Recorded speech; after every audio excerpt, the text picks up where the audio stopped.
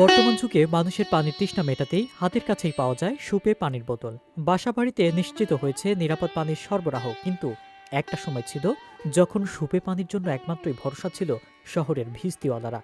কিন্তু কারা ছিল এই ভিস্তিওয়ালা? প্রশ্ন একটা থেকেই যায়। একটা সময় শীতলক্ষ্যা ও বুড়িগঙ্গা নদীর পানির উপর নির্ভর করতে হতো ঢাকার বাসিন্দাদের।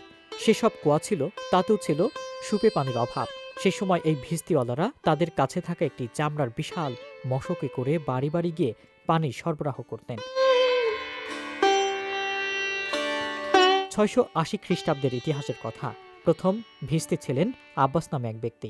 কারবালার প্রান্তরে যুদ্ধের সময় ইমাম হোসেন ও তার সেনাবাহিনীর জন্য ইউফ্রেটিস নদী থেকে মশকে করে পানি বহন করে নিয়ে যাওয়ার সময় তীরের আঘাতেই মারা যান ভিস্তিওয়ালা আব্বাস।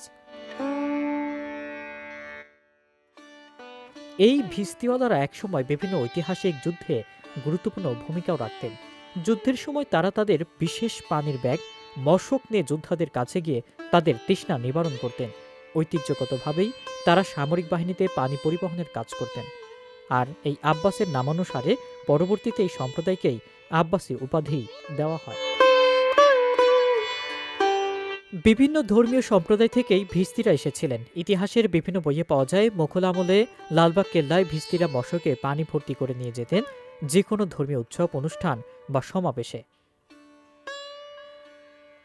আর এই ভিস্তিওয়ালারা চামড়ার তৈরি যে বিশেষ ব্যাগে করে পানি বহন করতেন তার নাম মশক। এই ব্যাগগুলো ছাগলের চামড়া দিয়ে বিশেষ দক্ষতায় তৈরি করতেন ভিস্তিরা।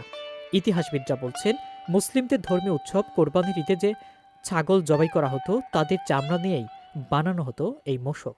বিশেষ প্রক্রিয়া অবলম্বন করেই বাছাইকৃত ছাগলের চামড়া থেকে দুর্গন্ধ এবং জীবাণু দূর করা হতো। কিন্তু একটা সময়ের পর বিলুপ্তি হতে লাগলো এই পেশা। অষ্টাদশ শতাব্দী পর্যন্ত ঢাকায় সুপে পানির স্থায়ী ব্যবস্থা ছিল না। স্বাস্থ্যসম্মত পানির অভাবের জন্যই তখনকার ঢাকা জেলা কালেক্টরকে সুপে পানির জন্য 150 টাকা বরাদ্দ দেওয়া হতো। আর সে সময় সুপে পানির অভাবে কলেরার প্রাদুর্ভাবও ছিল বেশি। পরবর্তীতে 1963 সালে ঢাকায় ওয়াসা নির্মাণের ফলে সুপে পানির অভাব আর রইল না। এতে নগরবাসীর সুপে পানি সহ স্বাস্থ্যসম্মত পানির অভাব ঘুচে যায়। এরপর ধীরে ধীরে এই পেশাজীবীদের অস্তিত্ব বিলীন হতে থাকে। তবে ভারতের কলকাতায় বেশ কয়েকটি এলাকায় এখনও এই পেশাজীবীর কয়েক ঘর ধুকে ধুকে টিকে রয়েছে।